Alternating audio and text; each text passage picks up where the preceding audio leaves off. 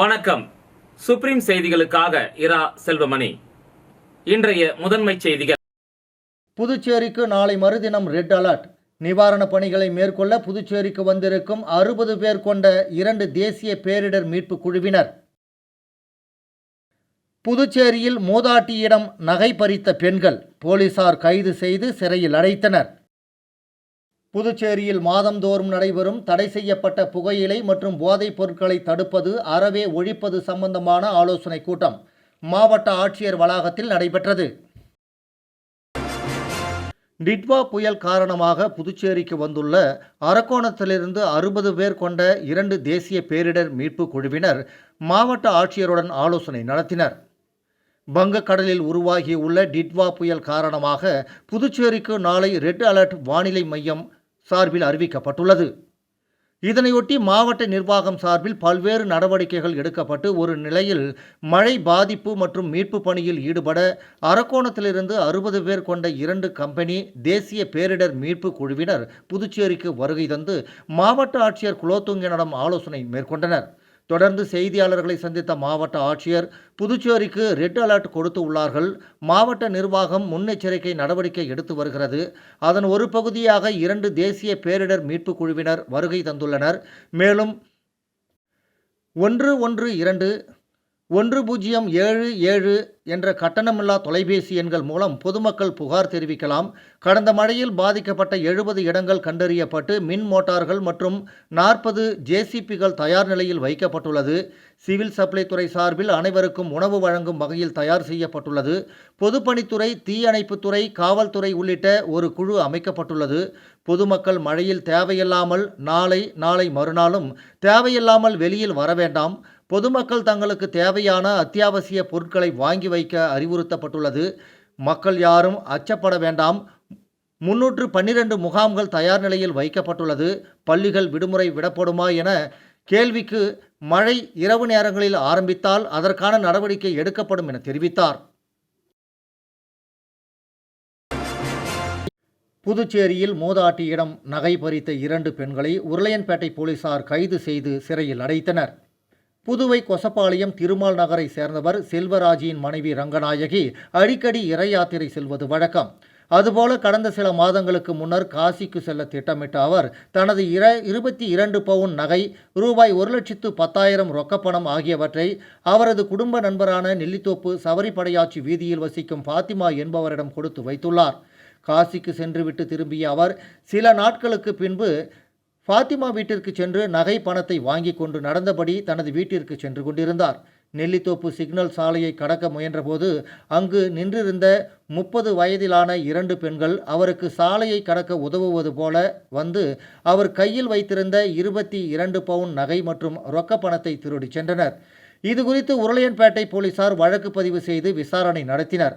அந்த பகுதியில் உள்ள கண்காணிப்பு கேமரா மூலம் நடத்திய விசாரணையில் அவர்கள் ஆந்திரா மாநிலம் குப்பத்தைச் சேர்ந்த சாரதா, வள்ளி என்பது தெரிய வந்தது. இதனையடுத்து போலீசார் அவர்களை கைது செய்தனர். மூதாட்டியிடம் இருந்து திருடிய நகைகளை அவர்கள் இருவரும் விற்றுவிட்டதாக தெரிகிறது. இதனையடுத்து அவர்கள் வைத்திருந்த ரூபாய் 7 லட்சம் பணத்தை போலீசார் பறிமுதல் செய்தனர். அவர்களை நீதிமன்றத்தில் ஆஜர்படுத்தி காலாப்பட்டு மத்திய சிறையில் அடைத்தனர்.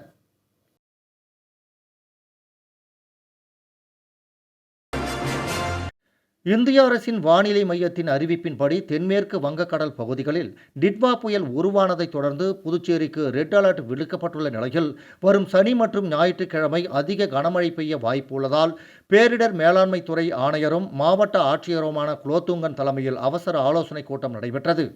இந்திய அரசின் வானிலை மையத்தின் அறிவிப்பின்படி தென்மேற்கு வங்கக்கடல் பகுதிகளில் டிட்வா புயல் உருவானதை தொடர்ந்து புதுச்சேரிக்கு ரெட் அலர்ட் விடுக்கப்பட்ட நிலையில் வரும் சனி மற்றும் ஞாயிற்றுக்கிழமை அதிக கனமழை பெய்ய வாய்ப்பு உள்ளதால் பேரிடர் மேலாண்மை துறை ஆணையரும் மாவட்ட ஆட்சியருமான குலோத்துங்கன் தலைமையில் அவசர ஆலோசனை கூட்டம் அனைத்து துறை அதிகாரிகள் மற்றும் அனைத்து கொம்யூன் பஞ்சாயத்து ஆணையர்கள், காவல்துறை அதிகாரிகள் உள்ளிட்ட துறை அதிகாரிகளுடன் ஆட்சியர் வளாகத்தில் நடைபெற்றது.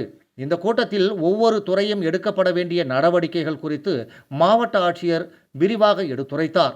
இதன் மூலம் இதில் சம்பந்தப்பட்ட முக்கிய துறைகளில் கட்டுப்பாடு அறையும் அமைக்க வேண்டும் எனவும் அது 24 மணி நேரமும் இயங்க வேண்டும் எனவும் பொதுமக்கள் கேட்கும் அனைத்து உதவிகளுக்கும் ஒத்துழைப்பு அளிக்க வேண்டும் எனவும் கேட்டுக்கொண்டார். மேலும் நகரம் மற்றும் கிராமப்புறங்களில் உள்ள அனைத்து வாய்க்கால்களிலும் இருக்கும் அடைப்புகளை நாளைக்குள் நீக்க வேண்டும் எனவும் அறிவுறுத்தினார்.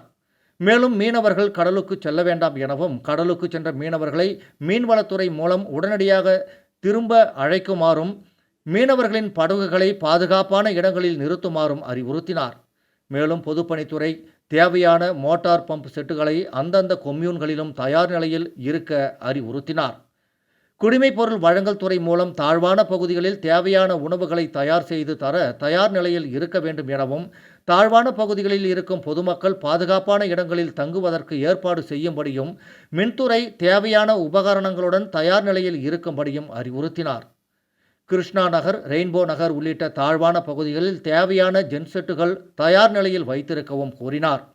மேலும் தீயணைப்பு வீரர்கள் வாகனங்களுடன் தயார் நிலையில் இருக்க வேண்டும் எனவும் காவல்துறை முக்கிய நடைபாதைகளில் பொதுமக்கள் இரவு படுத்து தூங்குவதை இந்த மழை முடியும் வரை தவிர்க்க வேண்டும் எனவும் அறிவுறுத்தினார். மேலும் பாகூர், வில்லியனூரில் உள்ள பகுதிகளில் பொதுமக்கள் ஆற்றில் குளிப்பதை தவிர்க்க வேண்டும் எனவும் காவல்துறை கண்காணிக்க வேண்டும் எனவும் கேட்டுக்கொண்டார். சுகாதாரத்துறை தேவையான மருந்து மாத்திரைகளுடன் அந்தந்த கொம்யூன் பஞ்சாயத்து பகுதிகளில் தயார் நிலையில் இருக்கும்படியும் கால்நடை பராமரிப்பு துறை மூலம் கால்நடைகளை பாதுகாப்பான இடங்களில் தங்க வைக்க அறிவுறுத்தினார். மேலும் 2 டீம் NDRF வீரர்கள் வரவுள்ளதாகவும் ஆட்சியர் அவர்கள் தெரிவித்தார். அனைத்து துறைகளும் ஒருங்கிணைந்து பொதுமக்களுக்கு எந்தவித பாதிப்பும் இல்லாமல் 24 மணி நேரமும் பணிபுரிய ஆட்சியர் அவர்கள் அறிவுறுத்தினார். இந்த நிகழ்வில் சார்பு ஆட்சியர் செல்வி இசிட்டாரதி மற்றும் துறை சார்ந்த அதிகாரிகள் உடனிருந்தனர்.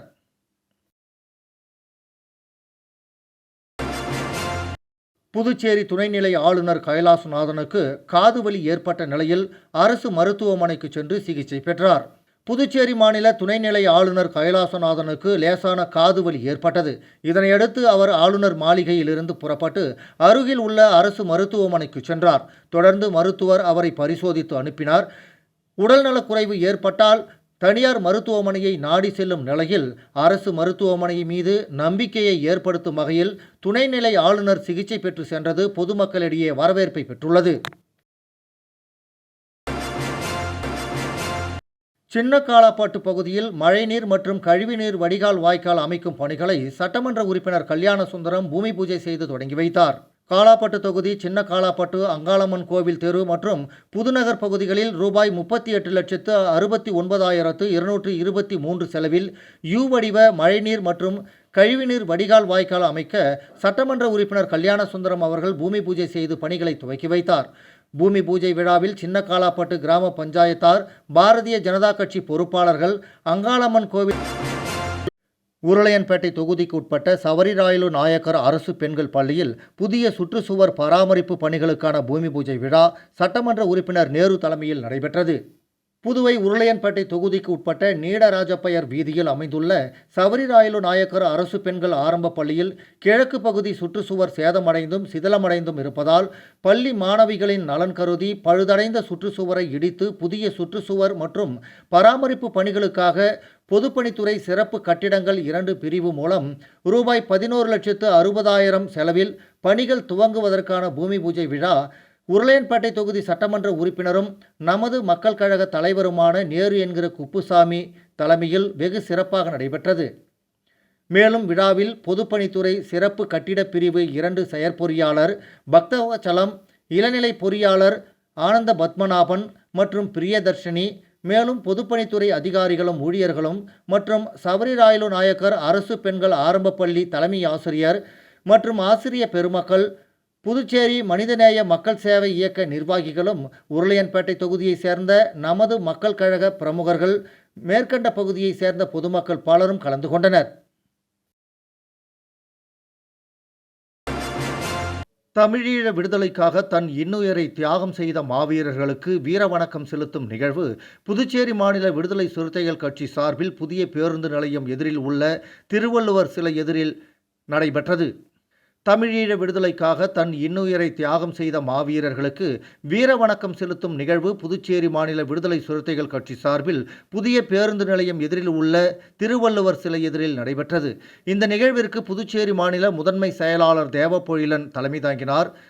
தமிழ்நாடு புதுச்சேரி அமைப்பு செயலாளர் தலையாரி, புதுச்சேரி மாநில அமைப்பு செயலாளர் அமுதவன், மாநில பொருளாளர் தமிழ்மாறன், தலைமை நிலைய செயலாளர் செல்வநந்தன், தேர்தல் பணிக்குழு மாநில செயலாளர் அரிமா தமிழன், தலைமை அலுவலக செயலாளர் எழில்மாறன், அரசு ஊழியர்கள் ஐக்கிய பேரவை மாநில செயலாளர் கோவிந்தராஜ், ஓவியரணி மாநில செயலாளர் மகிழ்வரசு, தொகுதி செயலாளர்கள் தமிழ்வளவன், கன்னியப்பன், செழியன், துரை ஜெயக்குமார், ஜெயச்சந்திரன், ஈழவளவன், வாகை செல்வன் மற்றும் மகளிர் விடுதலை இயக்க பொறுப்பாளர்கள் முருகமதி, ஜெயசெல்வி, கற்பகம், உமா மகேஸ்வரி, நாகபுஷ்ணம் மற்றும் வாகை அரசு, செம்மல், கதிர்வேல், தயாநிதி, புரட்சி வளவன், மணிமாறன், மாயவன், திருத்தமிழன், சரவணன், மகேந்திரன், அருண், கஜேந்திரன், ஆட்டோ பாலாஜி, அரிதாஸ், முகிலன், கனியமுதன் உட்பட திரளான தோழர்கள் பங்கேற்று மாவீரர்களுக்கு வீர வணக்கம் செலுத்தினர். விளம்பர இடைவேளைக்கு பிறகு செய்திகள் தொடரும்.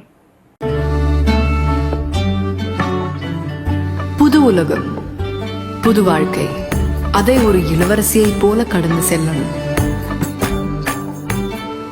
அதுக்கு நம்மளை அலங்கரிக்க முகல் காலகட்டத்தின் கலாச்சாரத்தை தழுவி அற்புதமான தங்க நகைகளை மெஹஃபில் கலெக்ஷனாக உருவாக்கி தருது ஜோசா லூகாஸ். மெஹஃபில், இனி மனங்களை வெல்லலாம். Mehfil, classical Mughal design jewelry from Josa Lucas. புது உலகம், புது வாழ்க்கை, அதை ஒரு இளவரசியைப் போல கடந்து செல்லணும். அதுக்கு நம்மளை அலங்கரிக்க முகல் காலகட்டத்தின் கலாச்சாரத்தை தழுவி அற்புதமான தங்க நகைகளை மெஹஃபில் கலெக்ஷனாக உருவாக்கி தருது ஜோசா லூகாஸ். மெஹஃபில், இனி மனங்களை வெல்லலாம். Mehfil, classical Mughal design jewelry from Josa Lucas. 100 அடி சாலை மேம்பாலம் உள்ளிட்ட புதுச்சேரியின் பல்வேறு பகுதிகளில் புதிதாக போடப்பட்ட தார் சாலைகள் 4 நாட்கள் பெய்த மழைக்கே பெயர்ந்து மோசமாகி உள்ளது குறித்து சமூக ஆர்வலர்கள் கேள்வி எழுப்பி வருகின்றனர். புதுச்சேரியில் கடந்த சில நாட்களாக மழை பெய்து வருகிறது. இதனால் நகரப்பகுதியில் உள்ள சாலைகளில் மழைநீர் பெருக்கெடுத்து ஓடியது. பொதுமக்களின் இயல்பு வாழ்க்கை பாதிக்கப்பட்டது. சாலையில் ஓடிய மழைநீரை பொதுப்பணித்துறை அதிகாரிகள் மோட்டார்களை வைத்து வெளியேற்றினர். இந்த நிலையில் தற்போது மழை இல்லாததால் மக்கள் சகஜ நிலைக்கு வந்துள்ளனர். இந்த தொடர் மழையால் நகரப்பகுதியில் உள்ள சாலைகள் கடுமையாக சேதமடைந்து உள்ளது. மறைமலையடிகள் சாலை, நெல்லித்தோப்பு சந்திப்பு, 100 அடி ரோடு செஞ்சி சாலை மற்றும் முத்தியால்பேட்டை, மரப்பாலம் போன்ற பகுதிகளில் சாலையில் சேதமடைந்து உள்ளது. இதில் கற்கள் பெயர்ந்து தற்போதுதான் ஜல்லி கற்கள் கொட்டியது போல சிதறி கிடக்கிறது. 100 அடி ரோடு மேம்பாலத்தில் சமீப காலமாக போடப்பட்ட தார் சாலை கூட மோசமாகி உள்ளது. இந்த வழியாக செல்லும் வாகன ஓட்டிகள் அச்சத்துடன் சென்று வருகின்றனர். சில இடங்களில் சாலையில் புழுதி பறப்பதால் வாகனங்களின் பின்னால் வருபவர்கள் பெரிதும் பாதிப்பு அடைகின்றனர். பொதுமக்களின் நலன் கருதி உருக்குலைந்து கிடக்கும் சாலைகளை சீரமைக்க நடவடிக்கை எடுக்க வேண்டும் என மக்கள் கோரிக்கை வைத்தனர். மேலும் புதிதாக போடப்பட்ட சாலைகளின் நிலைமை 4 நாட்களுக்கே இப்படி உள்ளதா என்று சமூக ஆர்வலர்கள் கேள்வி எழுப்பியுள்ளனர். புதுவை மாநிலத்தில் ஒவ்வொரு மாதமும் நடைபெறும் தடை செய்யப்பட்ட புகையிலை மற்றும் போதைப் பொருட்களை தடுப்பது மற்றும் அறவே ஒழிப்பது சம்பந்தமான ஆலோசனை கூட்டம் முதுநிலை காவல் கண்காணிப்பாளர் கலைவாணன் தலைமையில் மாவட்ட ஆட்சியர் கலந்தாய்வு அரங்கில் நடைபெற்றது. புதுவை அரசு மாவட்ட ஆட்சியரகம் புதுவை மாநிலத்தில் ஒவ்வொரு மாதமும் நடைபெறும் தடை செய்யப்பட்ட புகையிலை மற்றும் போதைப் பொருட்களை தடுப்பது மற்றும் அறவே ஒழிப்பது சம்பந்தமான என்கார்டு ஆலோசனை கூட்டம் மாவட்ட ஆட்சியர் குலோத்துங்கன் அவர்களின் ஆலோசனையின் பேரில் முதுநிலை காவல் கண்காணிப்பாளர் கலைவாணன் தலைமையில் மாவட்ட ஆட்சியர் கலந்தாய்வு அரங்கில் நேற்று மாலை நடைபெற்றது.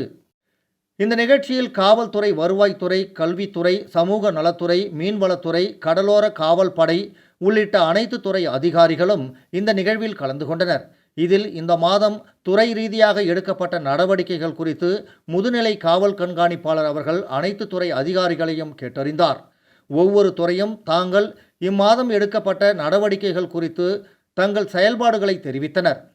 மேலும் முதுநிலை காவல் கண்காணிப்பாளர் கூறுகையில், மக்கள் அதிகம் கூடும் பேருந்து நிலையம், கடற்கரை சாலை உள்ளிட்ட இடங்களில் போதைப் பொருளுக்கு எதிரான விழிப்புணர்வு நிகழ்வுகளை நடத்த வேண்டும் எனவும், அனைத்து பள்ளி கல்லூரிகளிலும் மாணவர்களுக்கு போதைப் பழக்கத்தின் தீமைகள் குறித்து பல்வேறு விழிப்புணர்வு நிகழ்வுகள் நடத்தப்பட வேண்டும் எனவும், அனைத்து துறை அதிகாரிகளும் ஒருங்கிணைந்து புதுச்சேரி மாநிலத்தை போதையில்லா மாநிலமாக மாற்ற ஒத்துழைக்க வேண்டும் எனவும் கேட்டுக்கொண்டார். சமூக நலத்துறை உள்ளிட்ட துறைகள் கிராமப்புறங்களில் போதைப் பழக்கத்தின் தீமைகள் குறித்து விளையாட்டு போட்டி, நாடகம் உள்ளிட்டவைகள் மூலம் எடுத்து வைக்க வேண்டும் எனவும் கேட்டுக்கொண்டார்.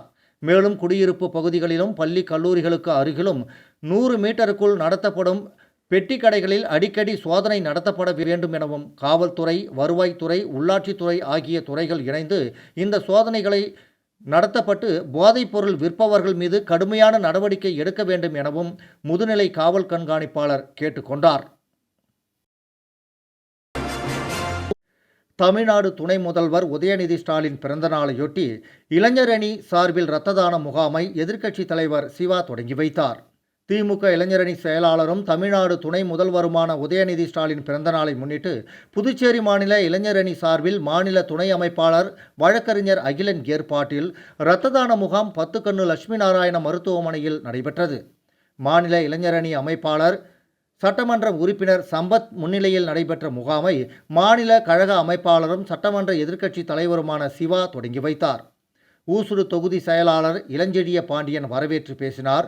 தொடர்ந்து மண்ணாடிப்பட்டு தொகுதிக்கு உட்பட்ட காட்டேரிக்குப்பம் கிராமத்தில் ஏழை எளியோருக்கு நலத்திட்ட உதவிகள் மற்றும் மதிய உணவு வழங்கப்பட்டது.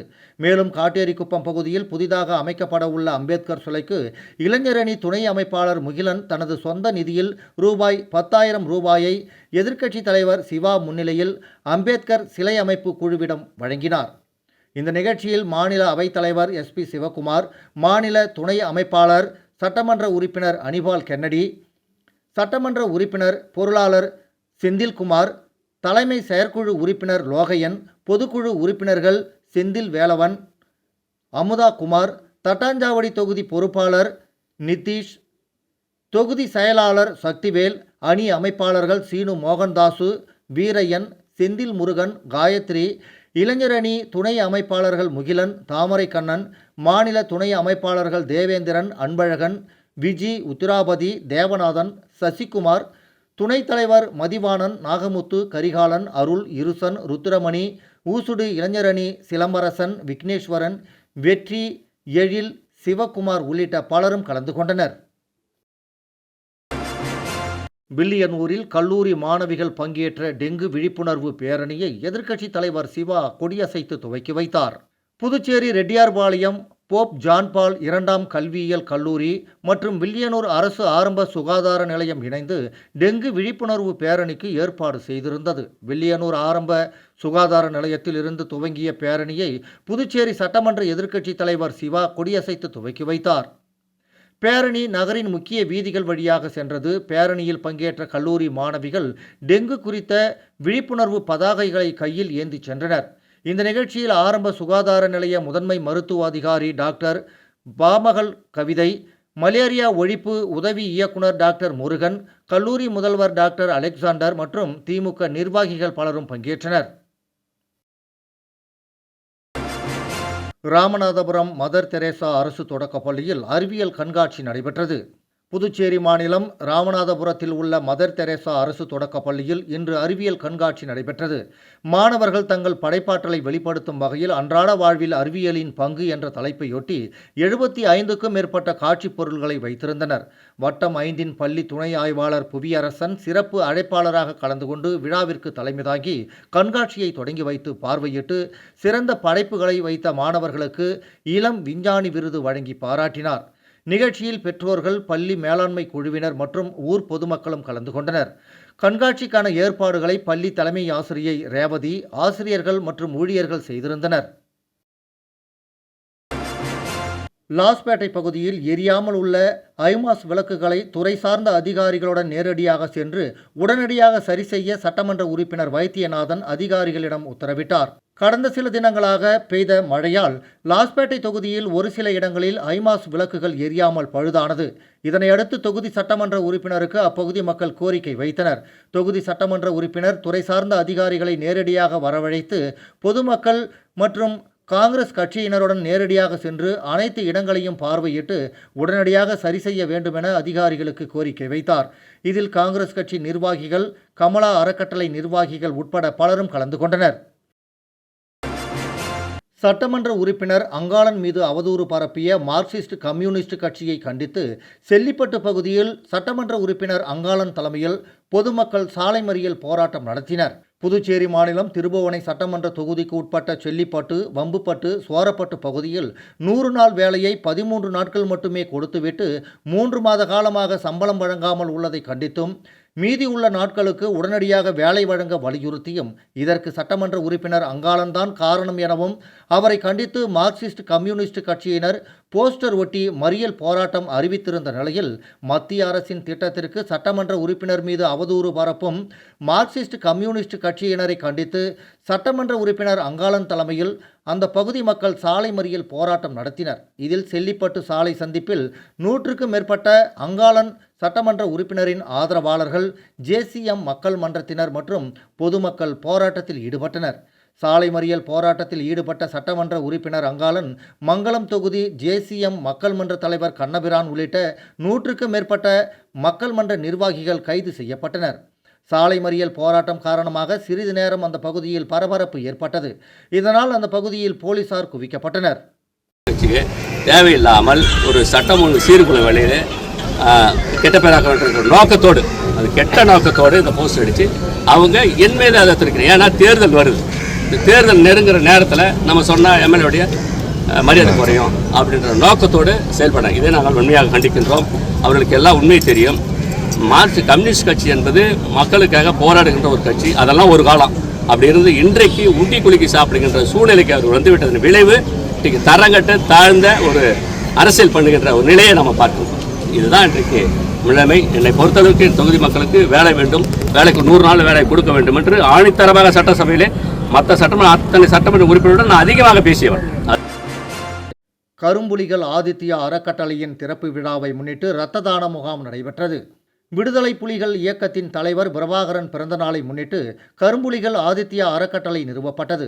அறக்கட்டளையின் திறப்பு விழாவை முன்னிட்டு பல்வேறு நலத்திட்ட உதவிகள் மற்றும் அன்னதானம் 1000 பேருக்கு வழங்கப்பட்டது. மேலும் கரும்புலிகள் ஆதித்யா அறக்கட்டளை தொடர்ந்து சமூக நலப்பணிகளை மேற்கொண்டு வருகிறது. ஏழை எளிய மக்களுக்கு உதவி செய்வது, கல்வி மற்றும் மருத்துவ உதவிகளை வழங்குவது, சுற்றுச்சூழல் பாதுகாப்பு போன்ற பல்வேறு பணிகளில் அறக்கட்டளை ஈடுபட்டுள்ளது. கரும்புலிகள் ஆதித்யா அறக்கட்டளை தொடர்ந்து சமூக நலப்பணிகளை மேற்கொண்டு வருவதற்கும், ஏழை எளிய மக்களுக்கு உதவி செய்வதற்கும் பொதுமக்கள் தங்கள் ஆதரவை வழங்க வேண்டும் என்று அறக்கட்டளை சார்பில் கேட்டுக்கொள்ளப்பட்டது. மேலும் அறக்கட்டளையின் திறப்பு விழாவை முன்னிட்டு புதுவை கோரிமேட்டில் உள்ள ஜிப்மர் மருத்துவமனை வளாகத்தில் 100க்கும் மேற்பட்ட இளைஞர்கள் இரத்த தானம் வழங்கினர். முனைவர் சுந்தரமுருகனின் ஆங்கில, பிரெஞ்சு மொழிபெயர்ப்பு நூல்களை சட்டத்துறை அமைச்சர் வெளியிட்டார். புதுச்சேரி ஐயா மாரியப்பன் சுந்தராம்பாள் அறக்கட்டளை, நண்பர்கள் தோட்டம், மைல்ஸ்டோன் சமுதாய கல்லூரி ஆகிய அமைப்புகள் ஒன்றிணைந்து புதுச்சேரி அலையன்ஸ் பிரான்சிஸ் நிறுவனத்தில் கலைமாமணி முனைவர் சுந்தரமுருகனின் இதழை மறைக்கும் இதழ் கவிதை நூலின் பேராசிரியர் முனைவர் ஷீலா பானு, ஆங்கில மொழிபெயர்ப்புக்கான சிம்போனி ஆஃப் டிவைன் லவ் மற்றும் விறகுகளாய் எரியும் வீணைகள் நூலின் பாலச்சந்திரன் பிரெஞ்சு மொழிபெயர்ப்பான லேவினகு புகுலன் கொமிது போய் தே நியூ என்னும் நூலையும் புதுச்சேரியின் சட்டத்துறை அமைச்சர் லட்சுமி நாராயணன் வெளியிட நூல்களின் முதல் பிரதியை கண்டாச்சிபுரம் பழனிவேலு கல்வி நிறுவனங்களின் தலைவர் ஆன்மீக வள்ளல் முனைவர் ராஜேந்திரன் பெற்றுக்கொண்டார். இந்த விழாவில் புதுச்சேரி மற்றும் தமிழகம், ஒடிசா போன்ற மாநிலங்களைச் சேர்ந்த சிறந்த கல்வியாளர்கள், ஆகச்சிறந்த சமூக இலக்கிய மானுட பற்றாளர்கள், அறிஞர் பெருமக்கள், சான்றோர்கள், செயற்பாட்டாளர்களுக்கு விருதுகள் வழங்கப்பட்டன. இந்த விழாவில் அலையன்ஸ் பிரான்சிஸ் நிறுவனத்தின் இயக்குனர் லொரான் ஜலிகு, பண்பாட்டு இயக்குனர் அர்னால்டு ரொண்டி, அரவிந்தர் சங்கத்தின் ஆரோ பாரதி நிறுவனத்தின் உறுப்பினர் செயலர் கிஷோர்குமார் திருப்பாதி, தமிழ்ச்சங்கத்தின் செயலர் நல்லாசிரியர் சீனு மோகன்தாசு, பொருளாளர் அருள் செல்வம், புதுச்சேரி அரசின் மேனாள் கண்காணிப்பு பொறியாளர் பாலசுப்ரமணியன், தமிழ்மாமணி ஆ உசேன், கவிஞர் ஆலா புஷ்மநாதன், தமிழ்நாடு திறந்த நிலை பல்கலைக்கழகத்தின் திருவண்ணாமலை மண்டல தொடர்பு அலுவலர் இரா ரவி, நண்பர்கள் தோட்டத்தின் கவிஞர் புதுவை யுகபாரதி, ப திருநாவுக்கரசு மற்றும் முதலியார்பேட்டை பகுதியின் MN செழியன் சிவக்குமார், ராமு தாமோதரன், பழனி ஆகியோர் கலந்து கொண்டு விழாவை சிறப்பித்தனர். விழாவில் மாலை எக்ஸ்பிரஸ் செய்தித்தாளின் நிறுவனர் சக்திவேல், பிரெஞ்சு பேராசிரியர் ஆனந்த வடிவேல், புதுச்சேரி அரசு அமைச்சரின் தனி செயலாளர் பால்ராஜு ஆகியோர் கலந்து கொண்டு விழாவை சிறப்பித்தனர். புதுச்சேரியில் கட்டுமான பொறியாளரின் ரூபாய் 1 லட்சம் மதிப்பிலான விலை உயர்ந்த இருசக்கர வாகனத்தை மர்ம நபர் திருடிச் செல்லும் சிசிடிவி காட்சிகள் வெளியாகி வைரலான நிலையில் இந்த சம்பவம் குறித்து போலீசார் விசாரணை மேற்கொண்டு வருகின்றனர். புதுச்சேரி உருளையன்பேட்டை செங்கேணியம்மன் கோவில் தெருவை சேர்ந்தவர் முத்துக்குமரன். கட்டுமான பொறியாளரான இவர் கடந்த மாதம் 13ஆம் தேதி இரவு தனது பணிகளை முடித்துவிட்டு வீடு திரும்பிய இவர் வீட்டின் வாசலில் தனது இருசக்கர வாகனத்தை நிறுத்திவிட்டு சென்றார். பிறகு மறுநாள் காலை பணிக்கு செல்வதற்காக வழக்கம்போல் இருசக்கர வாகனத்தை எடுக்க வந்தபோது வாசலில் நிறுத்தி வைக்கப்பட்டிருந்த தனது இருசக்கர வாகனம் மாயமானதைக் கண்டு அதிர்ச்சி அடைந்த அவர் இதுகுறித்து உருளையன்பேட்டை காவல் நிலையத்தில் அளித்த புகாரின் பேரில் போலீசார் அங்கு பொருத்தப்பட்டிருந்த சிசிடிவி காட்சிகளை ஆய்வு செய்து விசாரணை மேற்கொண்டு வருகின்றனர். இந்த நிலையில் மர்ம நபர் பைக்கை திருடிச் செல்லும் சிசிடிவி காட்சிகள் வெளியாகியுள்ளது. அதில் அதிகாலை 4:30 மணி அளவில் மர்ம நபர் ஒருவர் அந்த பகுதியை சுற்றி நோட்டமிடுகிறார். பின்பு யாரும் அவரை கண்டுகொள்ளவில்லை என்பதை அறிந்து கொண்டு வீட்டு வாசலில் நிறுத்தி வைத்திருந்த இருசக்கர வாகனத்தின் லாக்கை உடைத்து எடுத்து செல்வது சிசிடிவியில் பதிவாகியுள்ளது.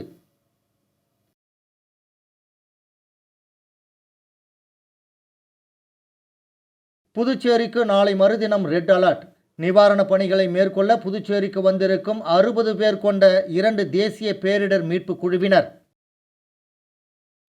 புதுச்சேரியில் மூதாட்டியிடம் நகை பறித்த பெண்கள் போலீசார் கைது செய்து சிறையில் அடைத்தனர்.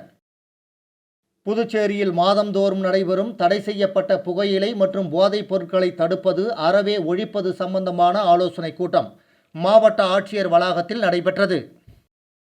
இந்த செய்தி அறிக்கை இத்துடன் நிறைவு பெறுகிறது. வணக்கம்.